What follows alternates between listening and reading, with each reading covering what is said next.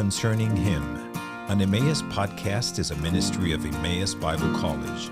Concerning Him seeks to enrich Christians around the globe by educating and equipping them through various media. For more information about Emmaus, please visit emmaus.edu. Hello and welcome to another episode of Concerning Him, an Emmaus podcast. Today we are joined by Beth Afanador. Am I pronouncing that correctly? You did great. I usually tell the little kids, I found a door quickly, Afanador. That helps them remember. I found a door. Okay, that's good. Beth is the director at El Camino Academy in Bogotá, Colombia. And she's going to be joining us today to talk some about overseas Christian education, and specifically how overseas Christian education works as a mission field. But before we get into that, let's tell our listeners just some about who you are and how you found yourself as the director at El Camino Academy. Yeah, because it wasn't plan A. I wasn't planning to do that. So, sure. I grew up in the Chicago area, and my father was a teacher, and I always thought I was going to be a teacher. You know, one of those kids that played teacher when they were a kid, and always thought that would be the role I went. The direction I would go, but I was thinking inner city, like Chicago or something like that. I worked some mission trips in inner city Los Angeles and in Chicago growing up, and that was the direction I was going. So when I graduated from college after getting an elementary education major, and I thought that learning Spanish would be important to be in the inner city, so I was able to get a job in Bogotá, Colombia, and went to an international school there, where it was rich kids. Like my kids were like, "Ma'am, I forgot my homework. Can the chauffeur bring it?" Oh, wow. Yeah, those were my students. And so I worked there, and I thought I was going to do it for 1 year so I could kind of learn Spanish and then come back and work in the inner city. During that time there, was very clear that it wasn't necessarily going to be just 1 year, and God stretched it out. I ended up being there 9 years. Wow. At that school, taught 5th grade, 6th grade, 1st grade, and it was where I was formed as a teacher. And very good, very secular, but a very good experience. And during that time, they paid for me to get my master's in school administration. And that kind of was like, oh, that's interesting. But Yeah. I didn't necessarily have a dream. I thought about starting a school or doing something, but at the end of the time, I was invited to join El Camino Academy, and it was right after we had our second child. Okay. So I was like in a very, the school I was in was pretty high pressure. And so having 2 babies, I had an infant and a 2-year-old. I was looking for something more low key. And at that time, El Camino was 50, 60 students, not very big. It was kind of like a giant homeschool. Okay. So I could do part-time. Actually, I remember bringing the baby to school with a little basket, closing the door, signing checks, and nursing at the same time. And it was a very low-key environment. And that was my first administrative experience, and it was part-time. Okay. And then as the school grew and my kids grew, it became more and more full-time. And we're now about 380 students, and I've now will be completing 30 years there in March. Wow. So, yeah, I've watched it switch from 1 house, 2 houses, 3 houses. Now we have a beautiful facility that God has given us. And that's where I am now. It's amazing how the Lord takes our plans and switches them around, because that's definitely not inner city Chicago. No, but Bogotá is a city of 9 million. So It's a big city up in the mountains in the Andes, 65 degrees year round. And where's the school in relation to the city? We are on the far northern edge. We have a dirt road on 2 sides of the school. Okay. So we do see cows wandering around. So we're on the very far northern edge, and most of our teachers at least live maybe 15 to 30 minutes away, depending on traffic. Like no traffic, 10 minutes away. Okay. But, we're all on the northern edge of the city. Okay. Where we are. So it's not inner city. Okay. Yeah. It's city. It's city, but not inner city. Okay. That's good to know.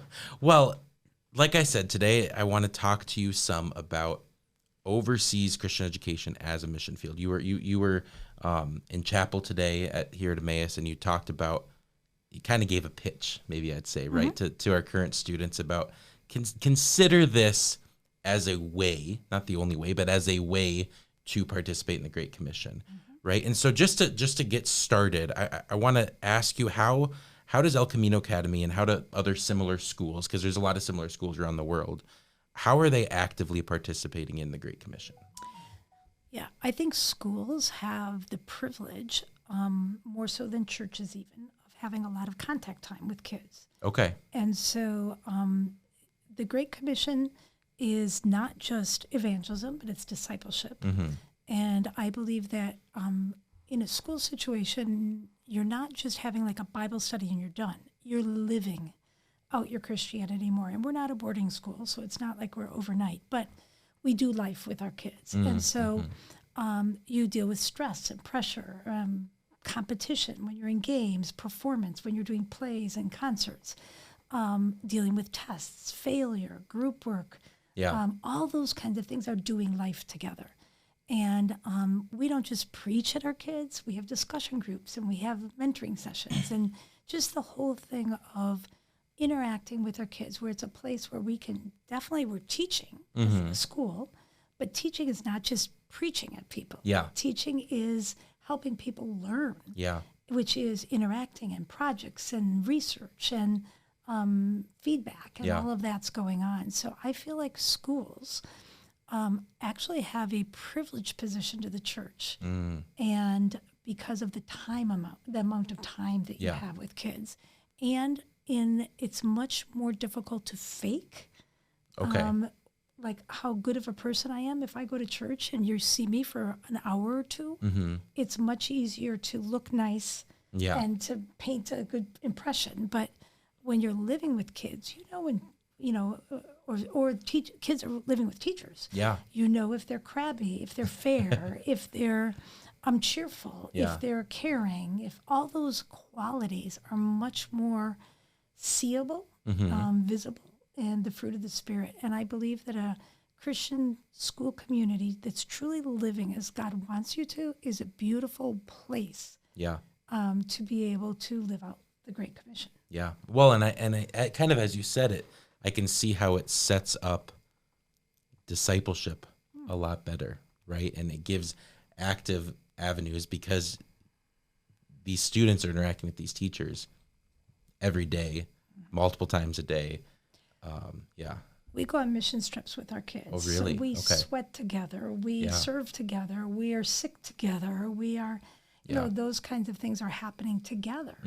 And all of the living life together, I think, is what Christian community should be more about than trying to put on a show, which sometimes is what happens in our Christian world. And so therefore, I do think it's a beautiful thing. Some schools are more evangelistic, where they're trying to bring in people that don't know about God.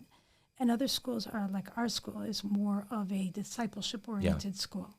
And so those are two things that are a little bit different, but they're both part of the Great Commission. They're just different branches. Well, and one important aspect of discipleship is relationships. And you build, what I'm hearing is, and what I know from experience is, you build good relationships with people when you have multiple ways that you interact with them. You don't just talk about spiritual things. You don't just talk about sports or the weather or, what type of day you had. You're sweating with them. You're teaching. You're interacting. You're all of that type of stuff together builds good relationships. When you have good Christian educators, they're able to do that. If you come to school any day, you will see teachers having lunch with kids. So it's not. It is that much more holistic of doing things together. Small groups are very encouraged. So smaller classes and where you have discussion. We're not trying to open people's brains and just pour in, like it's not a surgery. We want people to grow into their faith by processing it, living it. Well, and maybe that's the answer to my next question then, because I'm wondering what makes El Camino Academy unique specifically. I think our emphasis on discipleship is one of the things. We say service, discipleship, and leadership. Service, discipleship, and leadership are three of our prongs. Okay. But underlying that, we are a school. And academic excellence, I believe, to be a good leader, you have to have certain skill set that you can think well, think critically, project, produce, share, process things. And as a school, we work very hard to do well academically, but not as an end in itself, but as something so that you can lead and influence others well. And so we are considered one of the top schools in Colombia. Recently in a ranking, we were number 23 in the country out of 13,000 schools on one ranking. Wow. We were number 3 in English on another ranking. So rankings are always kind of, that's a whole nother thing. But I'm just to give an idea, because we don't go for the ranking. The ranking is, that's nice that they affirm us, but the goal is training kids that they can be in positions of leadership with competency. Okay. Just because you're a Christian, it's not like, oh, go be a senator. You need to know what you're doing. You need to know information and how you talk about. But another thing that's a little bit unique about our school from other Christian schools is half of our families are in full-time ministry. Okay. Defined full-time ministry by 40 hours a week. Okay. So some of them are mom's 20 hours and dad's 20 hours, and they both have part-time jobs. Some of them, both parents are full-time, so it might be 80 hours. Yeah. Some of them are mom is full-time in ministry and dad's working a secular job, vice versa. But many of the international Christian schools have gone more the business route. So you have like a wealthier, multicultural, multinational type of community.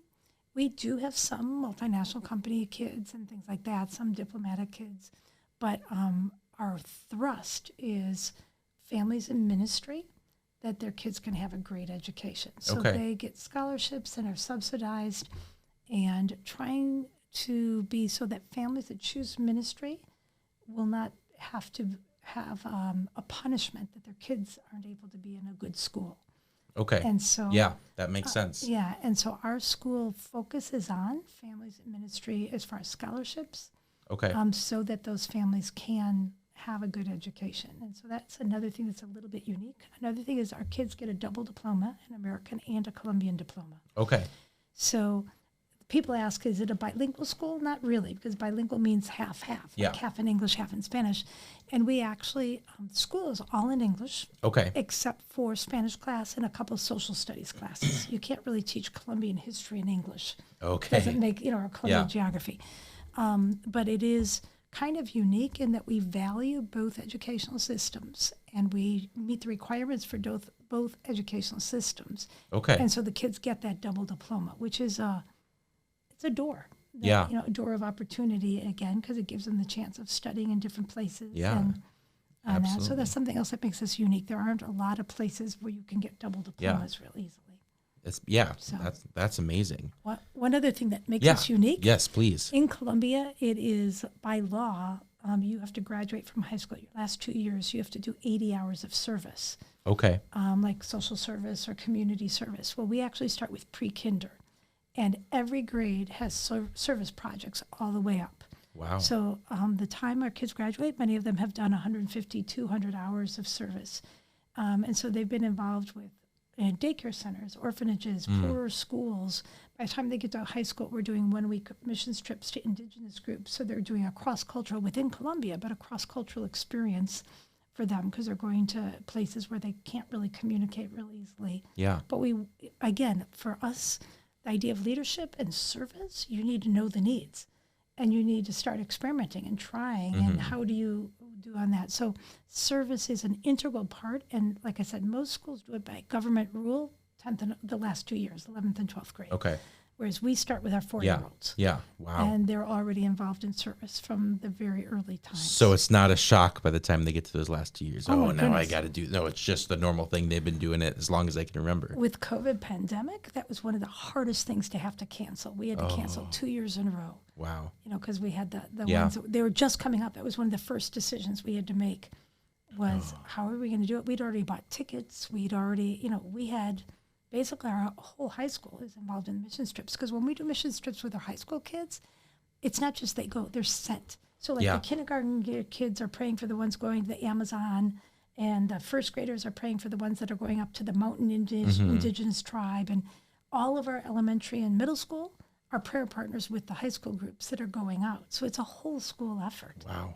That's amazing. Yeah, it was that was one of our hard things with the pandemic, and we're aiming to go this year in April. Okay. We'll see what it's going to look like, but Okay, well, we'll be praying for that. that's what we're hoping for. What is the role of the educator while participating in the Great Commission? Like, what does that look like day to day, if that makes sense? The hardest part Yeah.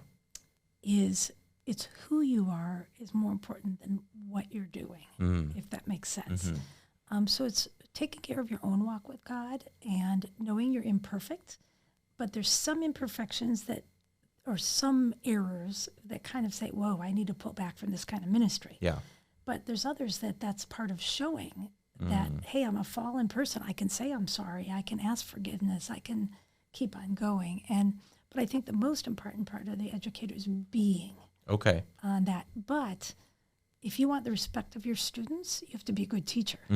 And so if you're incompetent, if you're lazy, Yeah. if you're unfair, any of those things will block your ability to communicate well with your students. So it's who you are, but that's tied to what you do, which Yeah. is be good at what you're doing. Yeah. So if you're a third grade teacher, be a great third grade teacher. And don't get so involved in discipleship that you're not doing your job well. Yeah. And so that's the kind of thing that I think is important. It's that relational, it's enough transparency, but it's wise transparency. There's Okay. some things you don't Yeah. disclose all to everybody, Yeah. depending on the age level, depending on the relationship and the closeness. But it is a kind of a tricky balance. Okay. And I always say my teachers have a kind of a tightrope walk because they're kind of a youth group leader in one sense, but they're a teacher authority figure. Yeah. And like the youth group leaders try to be kind of more buddies with their kids sometimes, but there's a role because you are still one that you're giving grades and you're calling kids on things that are, and they have to be in your class whether they want to or not. Yeah. It's not like, oh, I don't feel like going to youth group today. I'm not going. Yeah. And so you as a teacher, as an authority figure, have to have that balance of a healthy relationship, but it is an adult to a teen or a child, And so that is a tricky thing as far as in that whole discipleship role. That makes sense. That's good. But that it's important to me to hear that's something that they're thinking about and that they're trying to manage and it's a good struggle, I'm sure, because you would want to, if you're sending your kid there, you'd want them to receive a good education, and not just have youth group type teachers. However, you would really hope that they're getting that good, consistent discipleship and building those relationships. So It's a balance. Yeah, absolutely. That's really good. What is the need, as we're talking about this, what is the need around the world for Christian educators like? We're members of a group called Association of Christian Schools International, so I'm more familiar with that. But we have schools in at least 70 different countries. Pretty much every capital city in the world has a Christian school. Okay. And many of our countries where they have other big cities could also have one in satellite cities, other cities around. And every Christian school, there's two types of Christian schools, basic. Well, there's more, but two basic, which would be an international school in another country, but where the curriculum is still either North American or British or it's foreign, it's in English. And another would be a national Christian school where, like in Colombia, they would be schools that are basically taught in Spanish. They might have English 1 period a day or 2 periods a day, but the school is a Colombian school. Okay. And in both of those types of schools, Christian teachers are sought after and desired. Okay. In the international school, they're a basic necessity to run the school because I can't have an American curriculum and no one that can teach the American curriculum. Yeah. And it's not just teaching English, because there's Colombians that speak English well. But if you haven't been trained in the American way of doing education and to teach American history and American literature and American, it's a little bit more difficult. And obviously a native English speaker who is trained in the system can do a better job. Yeah. We have Colombians on our staff, and we, especially for the Colombian program, but we seek out those that have that training to be able to do that. If you wanted to be in a national school, there in Colombia, for example, it is by law, kids are supposed to take English on their final exam, like their ACT, SAT exams. And so English is one of the things they're measured on. Okay. And so every school's supposed to be teaching English, but many of them are learning English from teachers who are not very capable or qualified. Mm-hmm. So a Christian national school that could get some Christian teachers that have English abilities, they're thrilled. Yeah. Because it can raise up their whole level of education when there's somebody that has the capability, the competency to do that well. Yeah. So both, those are two really big ones. The other one that's a little smaller are Christian schools that are more like on compounds or that are separated out. This would be more like Wycliffe Bible Translator or New Tribes. Okay. Yeah. Might have a base. Yep. And that's going to be a school in English, but it would be just probably missionary kids, not mixing with the national culture. Okay. Where it would be more like the Christian international schools in cities would tend to be more of a mixture. Some countries have laws, like China. Chinese students cannot go to an international school. Okay. In certain contexts. Yeah. And so each country may have some specific, but basically those are your categories Okay. of Christian education. And I would say if you go right now on some of these websites that are looking for teachers, you may be looking at 500, 600, 700 job openings. Wow. There are tons of job openings Okay. for positions for being involved in Christian schools overseas. Okay. And there's many of the schools that are not even advertising because it's like a dream above what they could dream. Yeah. That they would get a native English speaker come to their school. I know that I work with the Colombian Association of Christian Schools, or we're involved with them. And I could, if I found an American or a North American or a native English speaker that wanted to go to one of their schools, and I called up the director and said, hey, look, I've got the, Yeah. it would be like, wow. That Really? Yeah.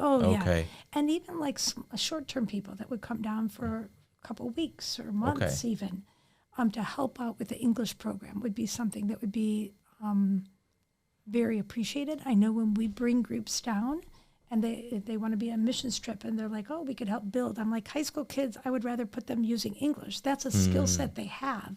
They're not builders or painters, but they do speak English.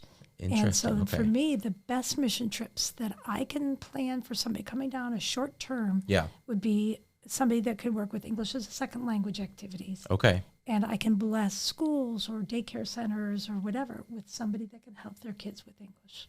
And somebody that would be interested in coming onto the staff, teaching for a year or two or however long you take them. Oh, what? As long as they want to come, usually. What are the qualifications? Is that a teaching degree? Is that just a bachelor's degree? What are you looking for? Well, it depends what month of the year it is. If it's July or November, I have different standards a little bit because in November, my standards will be higher. If it's July and school starts in 3 weeks, I might be, okay, God, is this the person that you want to join our team? But ideally, even if it's July, they have to have a college degree. Okay. I can't easily, in Colombia at least, get a visa for someone that does not have a college degree. Okay.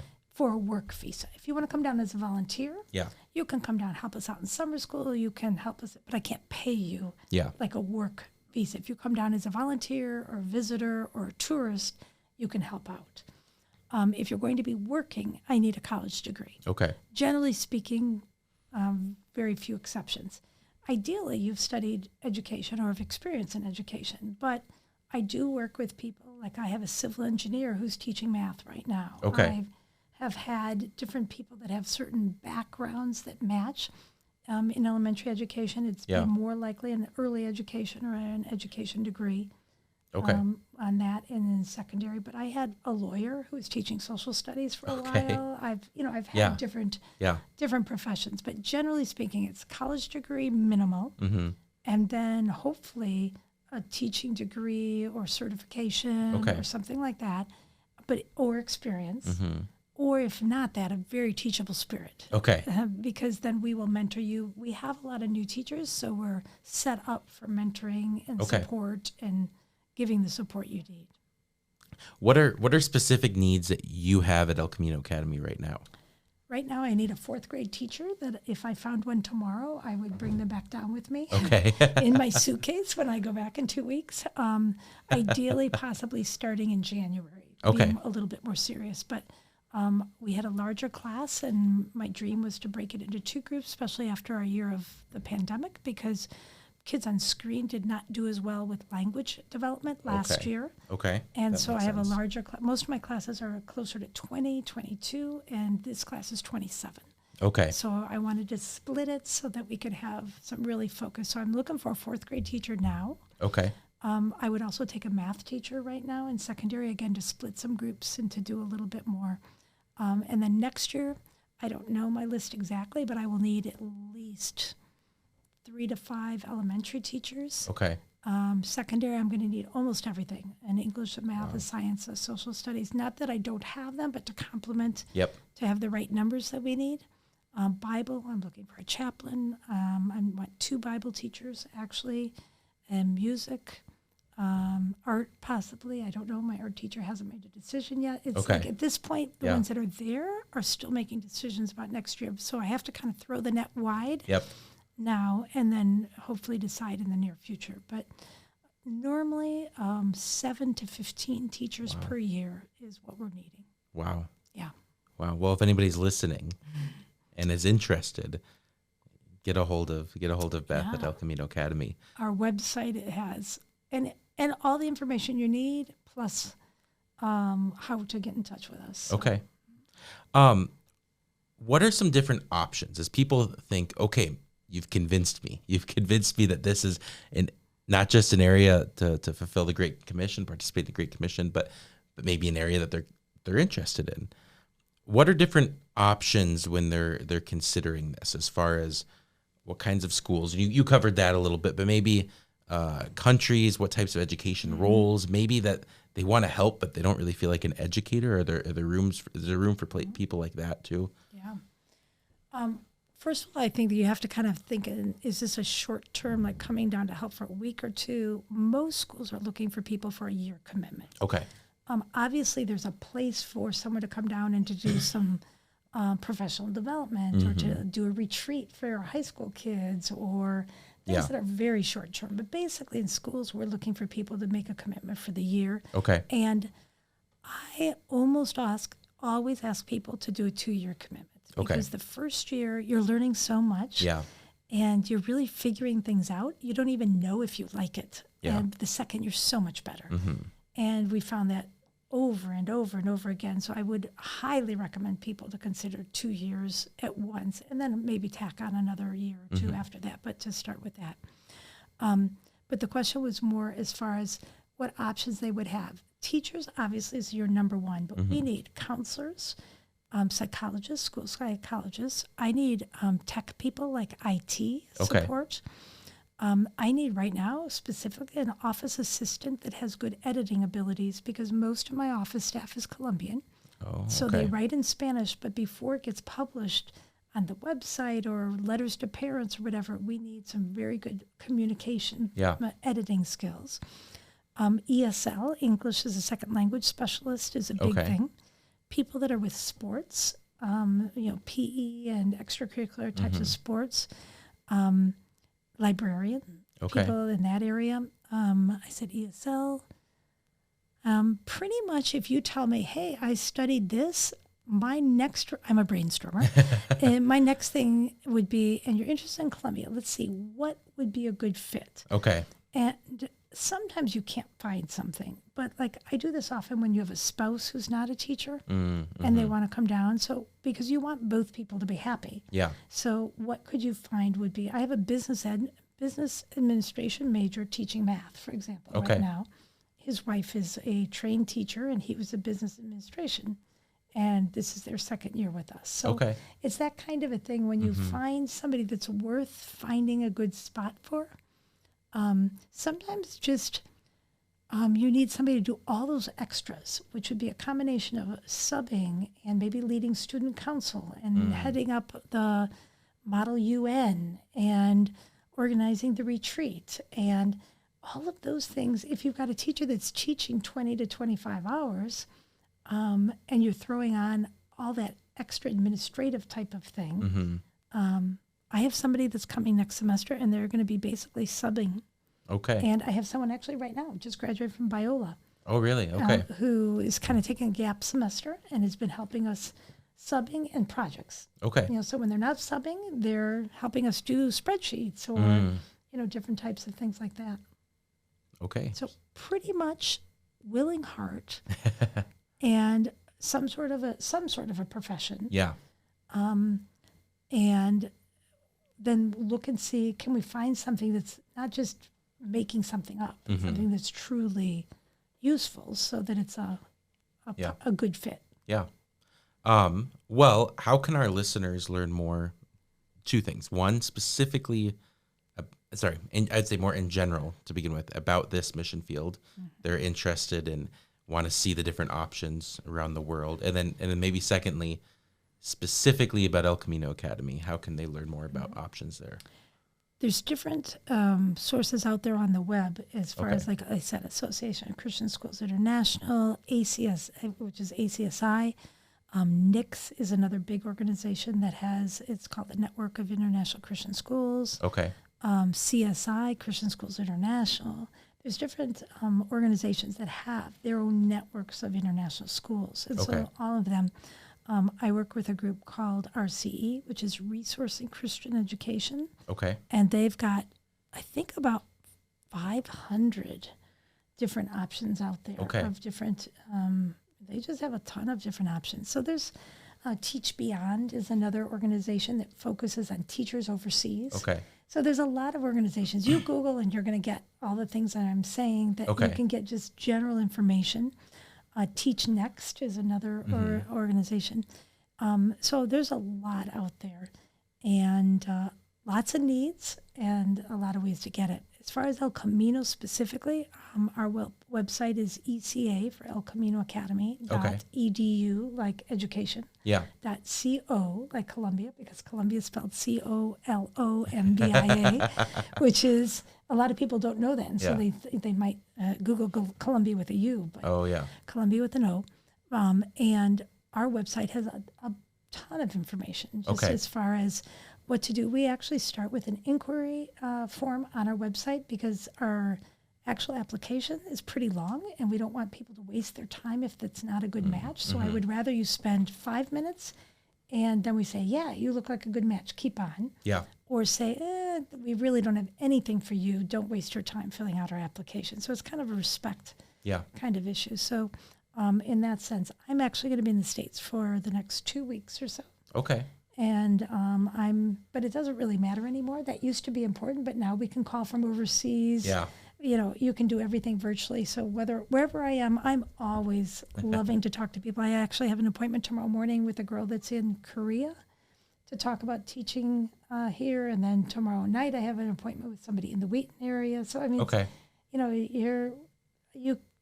it doesn't matter anymore with communications. You can be in touch. So, Okay. And I love talking about what God's doing and about teaching overseas. So it's something that I enjoy. Great.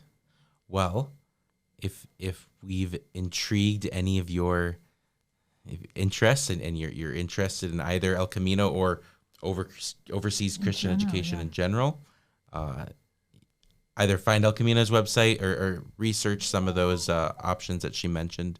Beth, thank you so much for coming on the podcast today. I really appreciate it. It's fun to share about some of the things that God's doing, because as I mentioned in chapel this morning, I really do believe that it's an unspoken, often the idea of Christian education overseas is not talked about very much as an option of a way of reaching both countries and serving the missionary families, both. But it's a very important part of the Great Commission. Great. Well, thank you very much. Thank you. This has been another episode of Concerning Him. Thank you for listening to Concerning Him, an Emmaus podcast. Ministries like Concerning Him are possible because of the generous contributions from our partners around the world.